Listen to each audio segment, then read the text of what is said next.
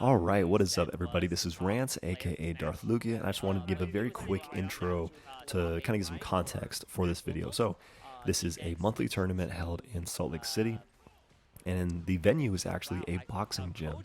And an incredibly cool venue, it's super fun, top 8, as well as every streamed match is held inside of a boxing ring, which is just a very, very cool setting to do some fighting games. And I actually got third at this monthly. We had a little over 40 entrants, I believe, and this is by far the best placement that I've ever gotten at a monthly tournament. Last time I got 4th, the time before that I got 5th, so I'm steadily climbing up every time. Now, while my gameplay here, I do very well in a lot of situations, I would challenge you to count exactly how many level 2 supers I drop over the course of this video.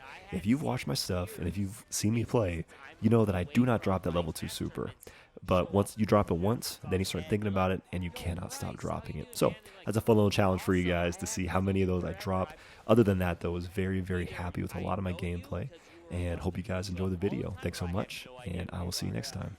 Like I said, I've known you for a long time, but you've never met me before, you know? Right, right, yeah. But it goes back to... It's one of those weird things. Having been a TO for so long, so many people know who I am, but they'd be like, yo, Bryce, hey, man, it's good to see you. I'm like, hey, yeah, great. Who are you? yeah. But definitely. we're seeing here, like, Tibbs put himself into burnout. Like, he actually utilized his EXs to burn himself burnout, pushing the pressure on Darth Lugia. He got the chip out initially by putting him into burnout. So we're kind of sitting here in this mid-screen range. Any single good hit from here will be Tibbs' death because Lugia does have CA. Oh, yeah, of course. I don't know if he wants to use it, you know, because he probably wants to save the meter for the next round, but definitely with him being in the corner, oh, man. There he goes, using the EX again that you talked about earlier. Good amnesia, honestly, because it forced the side switch. He was able to get underneath with the dash, forced the side switch, got the throw there to get to finish it. Unfortunate. Maybe he should have used the CA when he got the hit. And see, yeah. Well, I mean, unfortunately, his last hit was a DP. Oh, yeah. Oh, man. Dude, he's getting him every time with the EX amnesia. But.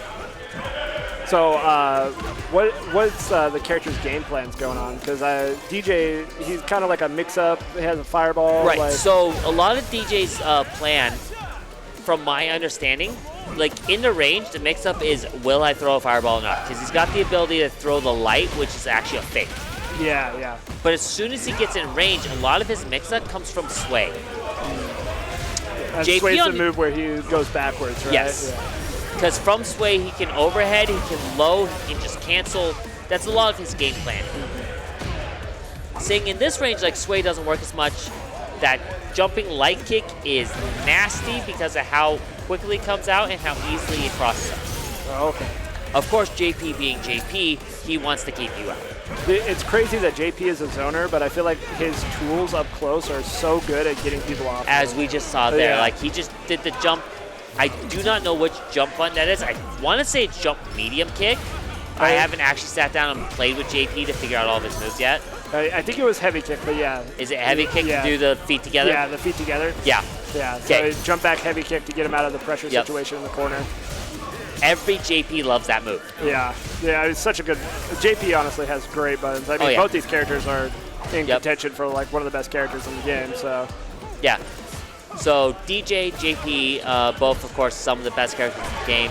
Of course, I've seen a few Kens around, but I haven't seen like them actually get into our top players. Yeah, I've noticed that Ken isn't as popular as he is like represented online in the local scene. Right. Yeah. Good follow with the super there. Yeah, is this It's not gonna CA, kill? Yeah, it's gonna but be close. it might. Yep, just barely not enough. That's what I was figuring was. Going for the level 2. Interesting choice there. Yeah, And punish the snap. Yep. What are the portals called? You probably know. Yeah, so it was a decent option. Watched your G like a lot, you know? Yeah, It was like so- super funny. I mean, up next we got Darth Lugia versus Pan. Oh well, we're just jumping right jumping into into it. I think that's the wrong overlay there, guys, right, we but got that's it. okay. I don't I'm pretty sure this is game 1. This is definitely a loser set. I think this is either losers quarters or losers semis. I don't know exactly which one. Losers quarters. Okay. Losers quarters. So. That's on the bottom. Fuck you, Bird. Burn. But so during that time, like that was the Street Fighter 4 era. Street Fighter 5 came out. Very good on Lugia there, kind of controlling the situation. Lugia having to run through the JP gauntlet. Yeah, I know. And it's super crazy that the JP player put him into Burnout, which is like JP's win condition. And Dark Lugia was just able to weather the storm and finish it out. The big thing about that, like, so JP's win condition to put you into Burnout only works if you're full screen. Yeah. If you can stay in that mid to close range, the Burnout condition isn't as much of a problem for you. And it's also super dangerous against DJ because, like, we know DJ's drive rush is insane. Yep, and wrong screen. They'll figure it out. They'll figure it out. Oh, yeah, it's first day. First day for Fern. Oh, yeah. James is also drunk as fuck. I'm drunk as fuck. We're good. Yeah, I was like, it looks like we're playing. Yeah, put our names up. I don't know. How many of you had Fern? 4 or 5 beers? Yeah, I had 4. How many shots of that have you had? 3 shots of that plus like 4 or 5 beers. Okay, we're about even considering I've had 4 or 5 shots of the Angel's Envy. So.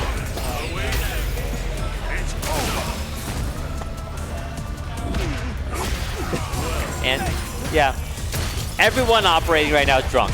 Okay.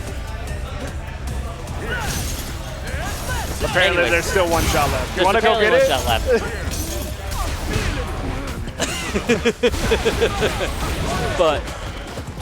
And Lugia once again in drive in a Burnout, but you know what? DP pushed back. He walked up. He got the throw. Beautiful options there. You notice he's doing drive rush at round start, just to get in, get that pressure going. Get that pressure going as quickly as he can. Because I mean, that's where DJ kind of shines. You know, he's for a charge character. He's one of the fastest characters in the game. Yeah, he's this weird mix of like charge, rush down. Yeah. Oh, here comes the level 3, huge damage. DJ's level 3 is insane. Like anytime you get touched, it's just like 30, 40, 50%. Yep. Crazy. It seems like he can convert it off everything.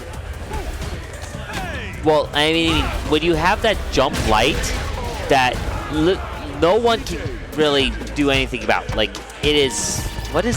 Hold on, I need to see the frame data of that jump light. Yep. Match. So we got Viet versus Dark Lugia, or V for Charlie, our local Guile player.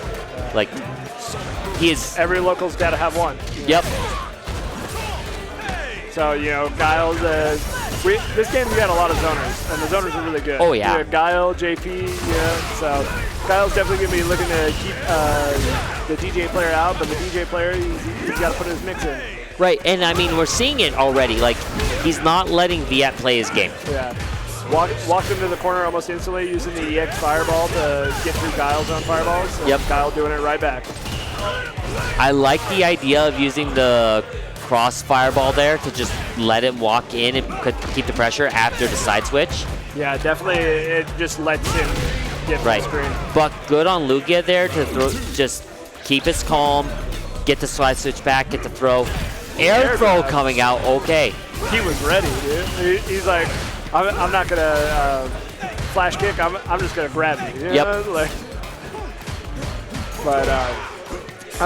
With the games that we've seen Dark Lugia play, I'm really impressed. It seems like at the end of the rounds, he always seems to get that little grab, and that's what's sealing it out. I've seen it like 2 or 3 times now. It's funny because there was a recent Daigo stream coming out where Daigo straight up said the way, as how 6 sits right now, the way to end rounds is to grab, and he wishes there was more to it. Yeah. So when someone like Daigo is saying the best way to end rounds is a grab, to me, that's, yeah. If Daigo says it, it's got to be true, you know? Right. A Dark Lugia getting the DI in the corner into level 3, taking game 1. And specifically, Daigo saying that for like those instances where people are like super low health. Like there, Lugia took out a third of the health with that. So. What is it? James is running? Yep, James is running the straight right now. Hey.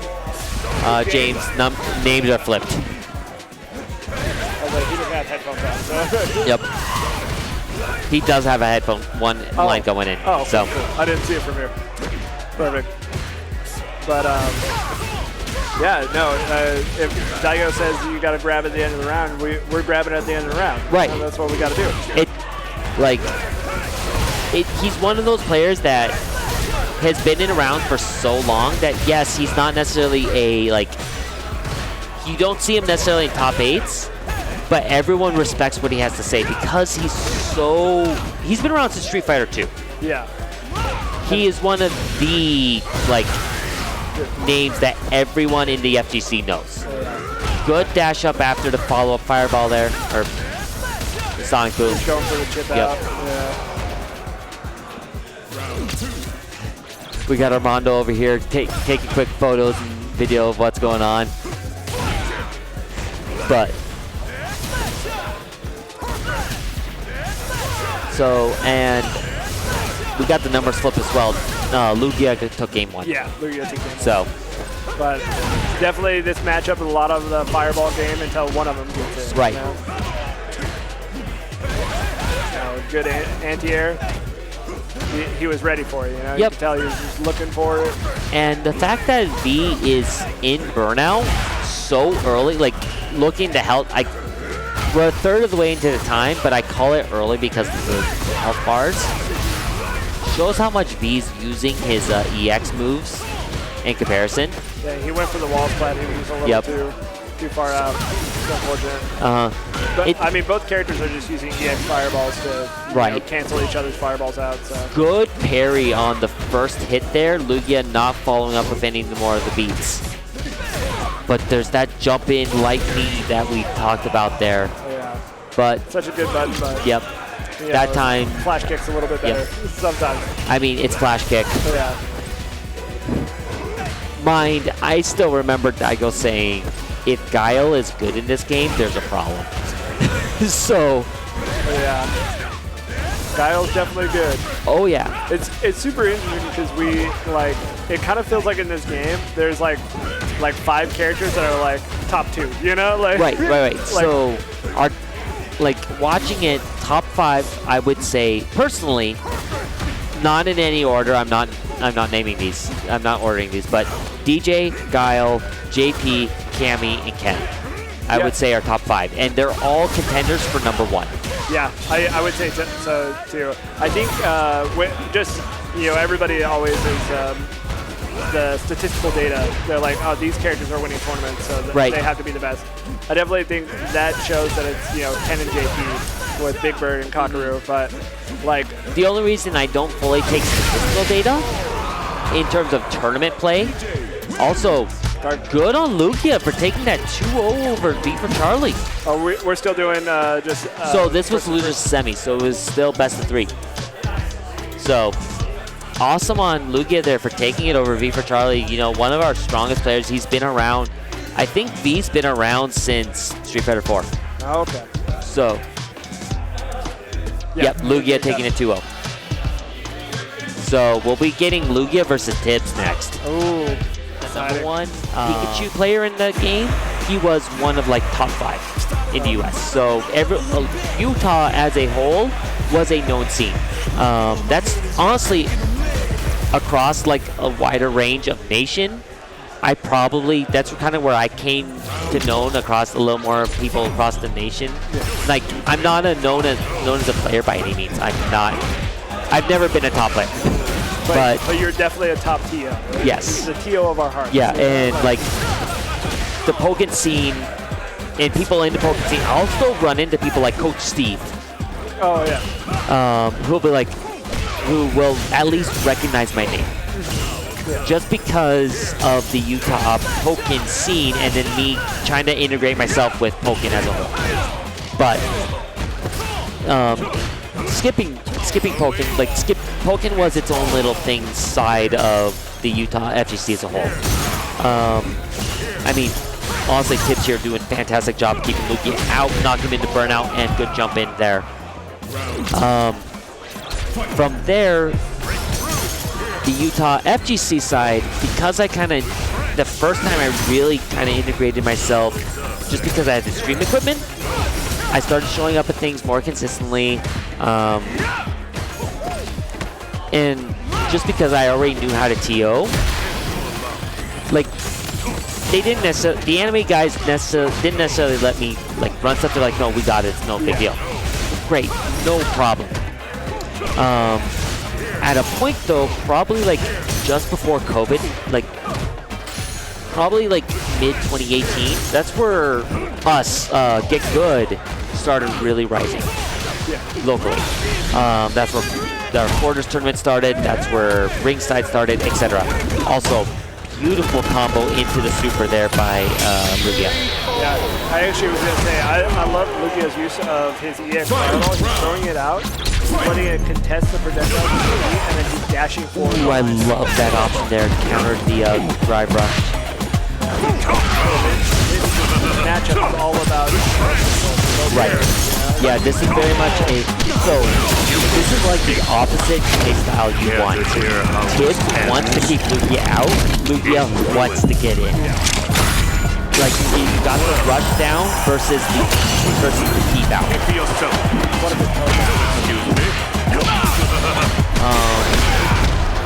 Really, so, yep. Awesome. CI in the corner. Yep. So hard to react to.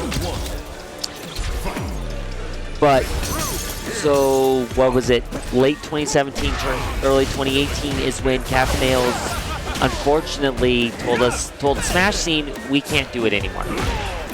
That's where I'd already known a few, because by that point I knew the anime guys. I knew I would show up for a couple of events at the U and whatnot. And that's where I got the introduction to being able to do events at the U. By that point, just through Gaming Con and other things that people knew me able, because Gaming Con, a lot of people knew that I was capable of doing stuff. Yeah. That's where I met people like Sam and Victor, and a few other names like that. I'm sorry. I'm going. Let's. Yep. Yeah, I was gonna say. Unfortunate. We all know what happened. Unfortunate. If you know Victor, you know what happened. Yeah. Yep. Yeah. Unfortunate things that happened that have come to light. Yeah. Regardless, this was Gaming Con 2018. 2017-2018 is where people really started learning about me inside the FGC from the Smash side. Because I knew a few of these people, like I met Joey, I met Angie, and a couple other people, one of which we will no longer name. Redacted. Yep. From that time. But, so from there, and I started integrating myself a little more with the Anime FGC, which had been going strong. Zerd and Blaze Blue were going strong. Beautiful jump in. Unfortunately, he didn't quite. Yeah, he dropped the combo. Tibbs now trying to push him out. Nice DP there. I love that option. From there, really, Gaming Con was really my in to get good. Yeah. I already knew Jet, who unfortunately isn't here today as well, for a while because he had been part of the Pokemon scene. And I had really, like, Tom kind of knew me. I'd shown up at a couple events. It's, you know, once you start getting integrated into your local GC, you'll start showing up at some events. It's a good time, don't get me wrong. And but Jet knew me as the Pokken in Smash TO. Gaming Con 2019, I believe. I'm trying to remember. Yeah, 2019, right before COVID really hit. Level 3, beautiful option there. I don't think it's going to be enough. No, it's definitely not. I was the head of streaming there. Like all three stages, I was the one in charge of all 3. That's where I really like. At that point, I'd shown up to locals and whatnot, and Tom. That's where I'd already met Tom. Tom knew who I was. I kind of worked in the scene a little bit. Things were going well. Literally, that was around the time that Smash Ultimate had dropped. Unfortunately, like after one event of Smash Ultimate at the U of University of Utah, I got told we can't run events there anymore. Yeah. And about a month and a half later, I actually had to make a video for it. I put out a video telling the Smash scene, sorry guys, I'm done. As much as I wanted to keep going, I could not find a venue that could host the number of people. It was just one of the most stressful things in my life to run these massive events. As much as people love them, I'm done. Good zoning there by Tibbs. Yeah, waiting for him to throw out the fireball and then getting him into the spike. Yeah. And I hate Tibbs' use of the command grab is excellent. Yep. I hate that if we're in losers finals, I'm not commentating the game. Yeah, I'm just letting you do your thing, man. But so a little bit after that, COVID hit. And I mean, it's interesting. Like, there's so much history. Yeah, I've got a unique view on the Utah scene. Like, Tom's got his own view. Like, if you ever ask him like his view of things, like you will see a completely different view of it. So unfortunate there. Something, interesting about Lugia. Tibbs gonna take the game. Yep. But every one of his that's level 1, the beat one. Every one he's dropped. Yep. Yeah. I mean, it is one of those that you have to really practice out under because pressure, because it has like 3 different routes it can go. And so depending on how you want it to end, changes which route you want to go. And if you as soon as you pop it aren't ready for your route, you're going to mess it up. Yeah.